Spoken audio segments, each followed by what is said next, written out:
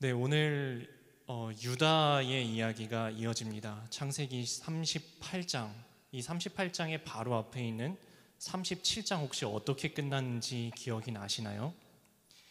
요셉이 구덩이에 던져졌다가 애굽으로 팔려가는 데까지가 37장에서 딱 끝나고 바로 이어지는 데가 38장입니다. 아니, 요셉의 이야기가 잘 나오다 갑자기 유다의 이야기로 넘어갑니다. 여러분들은 저희들 창세기 결말까지 쭉 다 아시죠? 요셉이 그대로 애굽으로 팔려가서 끝이 아니라 애굽 보디발의 집에서 가정 총무하다가 억울하게 옥살이해서 거기서 또 끝난 게 아니라 애굽의 총리가 된다는 것까지 다 저희는 다 알고 있습니다. 그래서 우리는 창세기 볼 때 마음 편히 봐요. 아, 요셉 잡혔구나, 팔렸구나, 갇혔구나, 좀 있으면 풀려나겠지, 좀 있으면 총리 되겠지, 다 머릿속에 알고 보지만 지금 이 성경 속의 인물들은 미래를 몰라요. 여러분이 이 성경 속의 인물이라고 한번 생각을 해보세요. 요셉을 던질 때, 구덩이에 던질 때 욱해서 던졌지만 아직까지는 기회가 있습니다. 건지면 되잖아요. 건져 올렸습니다. 상인들에게 돈 받고 팔고 있습니다. 아직까지 괜찮습니다. 돈 물리면 되잖아요. 그리고 동생이 묶여서 저 멀리 사라져 가고 있습니다. 그리고 이제는 안 보여요. 팔아 넘기면 속 시원할 줄 알았는데 마냥 시원했을까요? 저놈 저거 눈에 안 보이면 정말 속이 후련할 것 같았는데 정말 후련하기만 했을까요? 이제는 되돌릴 수가 없습니다. 상인들이 다 떠났어요. 남은 거는 손에 쥐고 있는 옷밖에 없어요. 동생의 옷. 이거를 찢습니다. 찢고 피를 묻히고 집 문을 들어가야 돼요. 문 안에는 아버지가 계십니다. 이 문을 어떻게 열었을까요? 열고 그 피 묻은 옷을 들고 들어갑니다. 아버지가 통곡하시죠. 그때부터 이 집안은 지옥입니다. 어떠셨을 것 같으세요? 아이가, 가장 사랑받는 아들이 짐승에게 물려 찢겨 죽었다고 알고 있는 아버지, 그리고 사건을 다 알고 있는 형들, 하지만 말할 수 없는 형들. 왜냐하면 동생은 말도 통하지 않는 이집트로 팔아 넘겨버렸으니까. 죽은 것처럼 사는 아버지와 또 쥐 죽은 듯이 살아야만 하는 이 형들, 이 집이 바로 지옥이 아니었을까요? 그리고 유다는 거기에 있지를 못합니다. 그리고 집을 나왔다는 이야기로 38장이 시작되는 겁니다. 그래서 37장이 그렇게 요셉이 팔려가는 걸로 끝나고 38장이 유다가 집을 나왔다로 시작하는 겁니다. 이 집 나온 유다 어떻게 했죠? 가나안 사람의 딸을 만나서 보고서 부인으로 삼습니다. 그리고 아들을 셋을 낳습니다. 이제 잊을 수 있을까요? 자기가 했던 일을, 풍지박산난 가족을 잊어버리고 살 수 있을 것 같은데, 나도 이제 가정을 이뤘으니까 잘 살 수 있을 줄 알았는데, 다 잊고 살 줄 알았는데 아들이 죽습니다. 첫째 아들이 죽습니다. 이 죽음이 찾아왔을 때 깨달았었어야 합니다. 못 깨닫습니다. 둘째 아들이 마저 죽습니다. 깨달았어야 하는데 아직도 하나님 앞에 서지를 못합니다. 그리고 이런 엉뚱한 생각을 합니다. 첫째 죽고 둘째 죽고 셋째까지 이 며느리 다말한테 붙여놓으면 셋째까지 죽겠네. 그렇게는 못하지. 며느리를 불러서 너 집 나가라. 집 나가서 니네 아버지 집에 가서 기다려라. 이 셋째는 아직 어리니까 가서 기다려라 라고 하지만 사실은 줄 생각이 전혀 없습니다. 셋째까지 죽을까봐, 첫째, 둘째, 셋째까지 전부 죽을까봐 줄 생각이 없이 며느리만 쫓아냅니다. 이제 남은 가정을 지킬 수 있을 줄 알았습니다. 이제 회피할 수 있을 줄 알았습니다. 그런데 아내까지 죽는 겁니다. 이게 38장의 상황입니다. 이제 자기의 원 집안이 다 풍비박산이 났죠. 요셉을 잃어버린 걸로. 그리고 가나안 여자와 결혼해서 새로 이룬 이 새로운 가정도 박살이 났습니다. 아들 둘이 죽고 며느리는 쫓아냈고 아내까지 죽었습니다. 이제는 깨달아야 하는데 이 유다는 회피대왕입니다. 회피대장. 상황을 회피하는 것, 현실에서 도피하는 것을 너무나 잘하는 사람입니다. 그래서 이 거듭되는 고난 중에서도 자기 죄를 보지 못하고 상황에서 도망갑니다. 현실에서 도피를 합니다. 그리고 눈이 어두워진 이 유다는 연속해서 착각을 합니다. 첫 번째는 하나님의 눈을 피할 수 있다는 착각. 그래서 내가 이 고난들에서 도망갈 수 있다는 착각. 하나님이 홍수로 쓸어버리시면 탑을 쌓아서 올라가면 되지. 네, 하나님의 눈을 피하고 하나님의 심판을 피하고 내게 닥쳐오는 고난을 내 힘과 내 능력으로 피해 도망갈 수 있다는 크나큰 착각을 합니다. 그리고 두 번째는 쾌락으로 도망가면 잊을 수 있겠지라는 착각입니다. 두 개의 가정이 풍비박산이 났잖아요. 그런데 이 풍비박산난 집을 나가서 또 다른 여자를 찾습니다. 돈 주고 쾌락으로 이 현실에서 도피할 수 있을 거라는 착각. 이 착각 때문에 자기 며느리를 몸 파는 여자로 착각하고 되돌이킬 수 없는 또 다른 죄악, 결정적인 죄악. 그래서 시아버지가 며느리를 임신시키는 죄악을 범하게 됩니다. 하나님께서 고난을 주시는 이유가 있습니다. 이 유다에게 계속해서 고난을 주시는 이유는 하나님 앞으로 똑바로 나오라고, 하나님 앞에 직면하라고, 그 죄악을 내 마음속에 덮어놨던, 아버지에게 말하지 못했던 그 죄악을 보라고, 죄악을 직면하라고 하시는데 끝까지 피하려고 합니다. 고난을 피할 생각만 하면은 계속 되풀이입니다. 이 죄악의 굴레에서 벗어날 수가 없는 겁니다. 그리고 이 착각을 버리려면 다른 사람 탓, 이 환경 탓, 이 상황 탓하지 말고 하나님 앞에, 말씀 앞에 나 자신을 세워야 하는 겁니다. 다른 방법이 없습니다. 하나님의 시선에서 하나님께로부터 피할 방법은 세상 어디에도 없는 것입니다.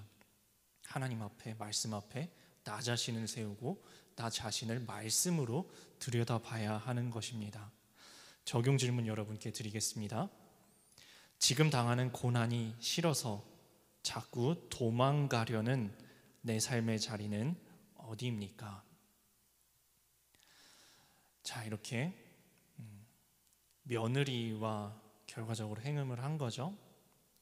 그때 이 자기 며느리인 다말이 유다에게 담보물을 요구한 게 있습니다.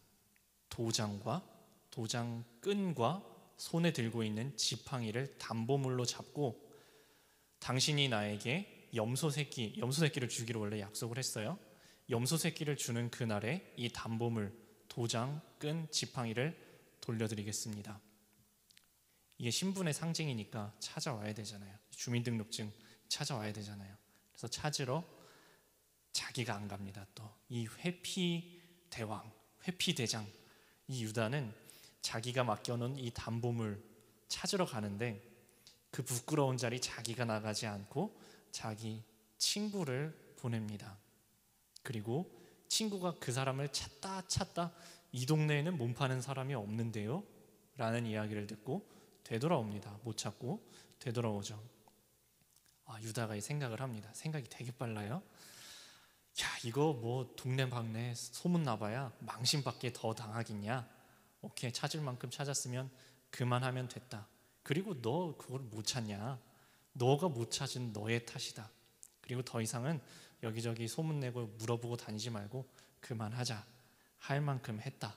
나는 뭐 이거 떼어먹으려고 한 거 아니고 주려고 했는데, 찾을 만큼 찾았는데 더 이상 뭐 내가 어떻게 하겠냐. 오케이, 이대로 묻자.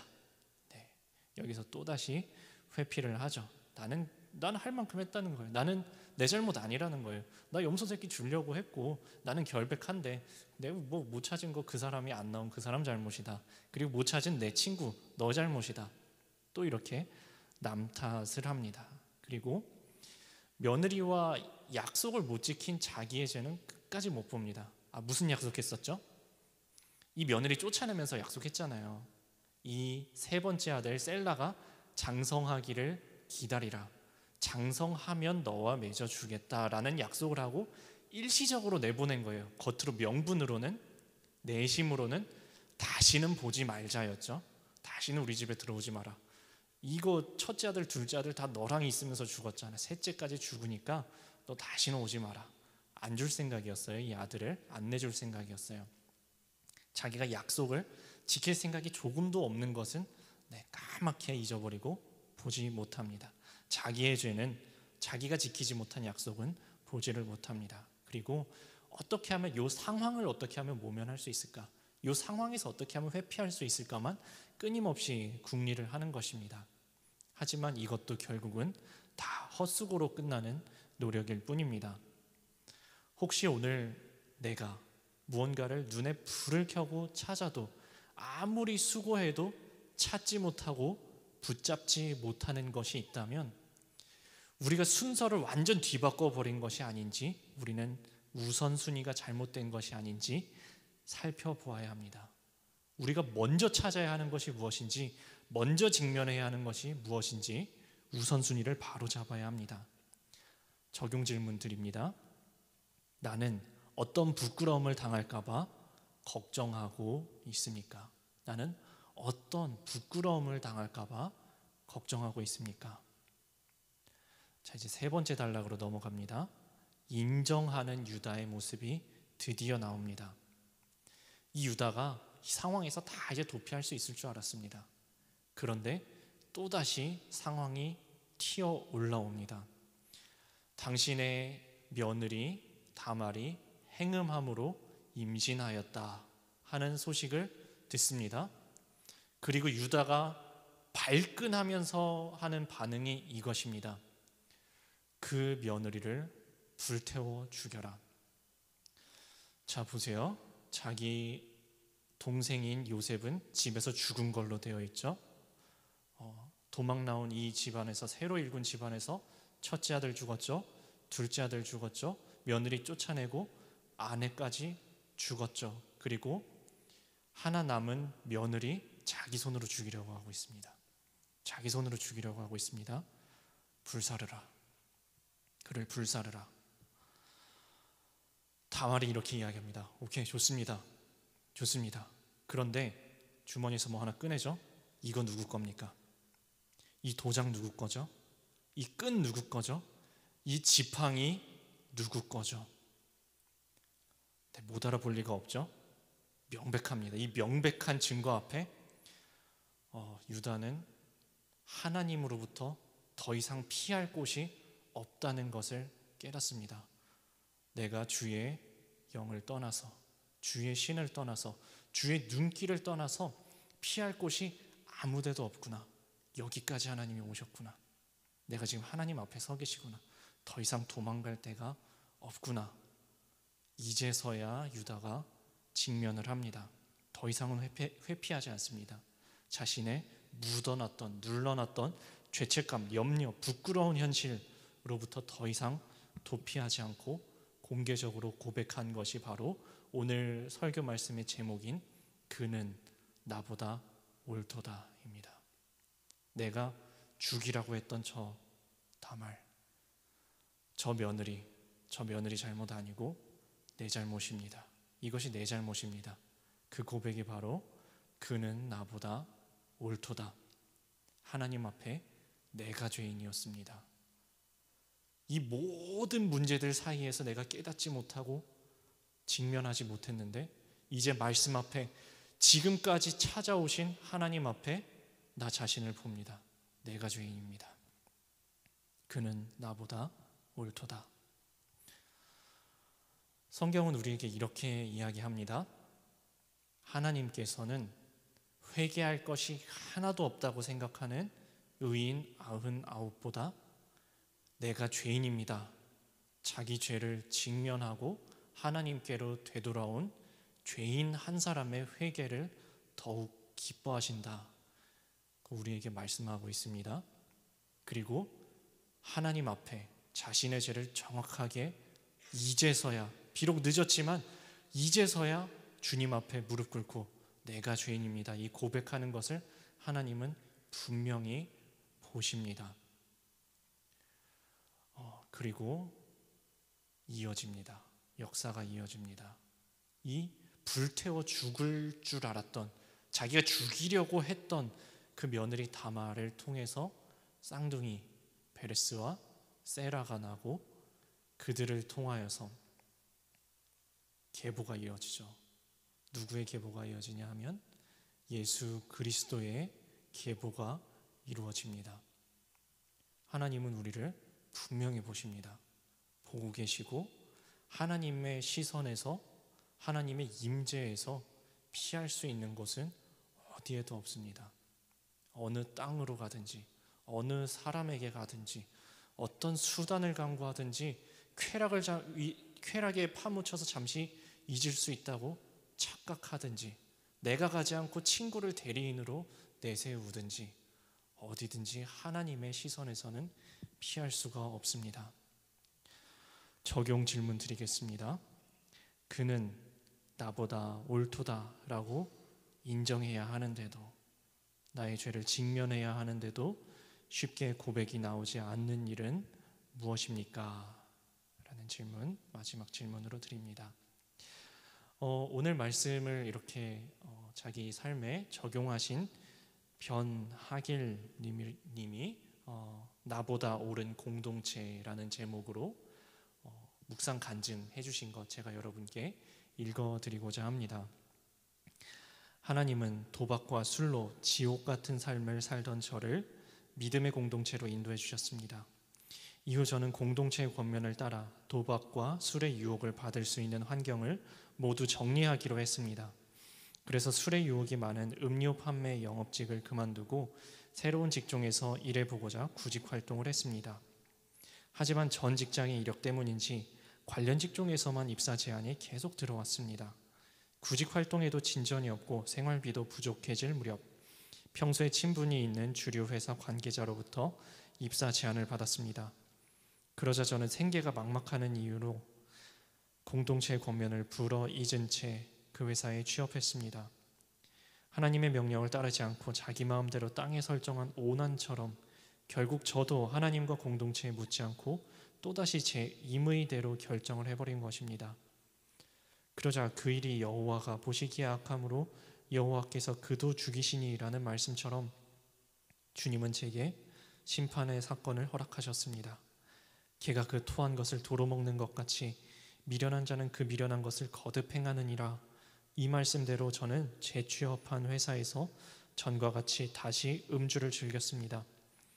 그러던 어느 날 술로 인사불성이 된 상태에서 전치 8주에 달하는 폭행을 당했습니다. 이 일로 저는 유다가 자신이 다말에게 맡긴 담보물을 알아보고 그는 나보다 옳도다 하며 자기 잘못을 인정한 것처럼 공동체의 권면이 나의 판단보다 100% 옳도다라고 고백하게 되었습니다. 그러면서 세상 성공과 쾌락을 쫓아 위태로운 삶을 살고 있음을 깊이 회개하였습니다. 무엇보다 이 또한 나의 무절제한 음주 때문에 벌어진 사건이구나 하고 인정되니 폭행을 가한 가해자를 상대로 준비하던 고소 절차를 중단할 수 있었습니다. 비록 지금도 비가 오거나 피곤하면 그때 맞은 얼굴 부위가 쑤시긴 합니다. 하지만 이것을 주님이 제 죄를 잊지 말라고 새겨주신 주홍글씨로 알고 겸손히 살아가겠습니다. 그 후로 저는 결정을 내려야 할 일이 있을 때마다 내 생각으로 섣불리 판단하기보다 먼저 공동체에 물으며 가고 있습니다. 부족하고 연약한 저를 공동체를 통해 양육해 가시는 하나님께 감사드립니다. 이분 이렇게 적용하셨습니다. 이직과 아파트 분양 등 결정할 일이 있을 때 공동체 지체들과 먼저 상의하겠습니다. 교회 온라인 기도회와 기도 게시판에 주 1회 지체들의 기도 제목을 올리고 중보하겠습니다. 라고 적용하셨습니다. 오늘 말씀 어떻게 들으셨나요? 말씀 앞에 피할 수 있는 곳은 아무데도 없습니다. 이 말씀 어느 다른 누군가를 향한 말씀이 아니라 나를 향한 말씀으로 받아들이시는 주님의 말씀 앞에, 주님의 시선 앞에 서시는 이 순간 되시기를 바랍니다. 함께 기도하시겠습니다. 주님, 고난은 피해버리면 그만이라는 이 상황에서 도피해버리면, 현실에서 피해버리면 그만이라는 착각을 멈추게 하여 주옵소서. 주님, 지금 당하는 고난보다 내 죄가 훨씬 더 크다는 것을 저희가 깨닫게 하여 주옵소서. 하나님, 저희가 부끄러움 당하는 것을 두려워하지 말고 먼저 나의 죄와 나의 잘못을 주님 앞에, 말씀 앞에 회개하게 하여 주옵소서. 주께 은혜를 입었사오니 이제는 내가 옳다는 곳에서 돌이켜 그는 나보다 옳다, 내가 죄인입니다, 그 고백하는 저희들 다 되게 하여 주시옵소서. 예수님의 이름으로 기도드립니다. 아멘.